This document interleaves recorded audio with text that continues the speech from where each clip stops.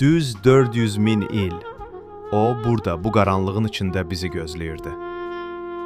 Bu, bir sümük deyil. Bu, insanlığın ilk hecasıdır, ilk sözüdür. O vaxtlar buralar hələ xəritələrdə yox idi. Amma o var idi. O yaşayırdı, qoruyurdu, sevirdi. Bizim ulu anamız. İndi biz onun mirasına baxırıq. Biz eyni torpağın, eyni qanın, eyni taleyin övladlarıyıq. Hər bir qeyd, hər bir kəşf bizi bir addım daha həqiqətə yaxınlaşdırır. Biz sadəcə keçmişi qazmırıq, biz öz kimliyimizi axtarırıq. Zaman sadəcə bir illüziyadır.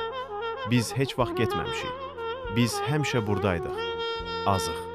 İnsanlığın susmayan səsi. Günəş hər gün eyni zirvələrin arxasından doğur. O qadın da eyni bu mənzərəyə baxırdı.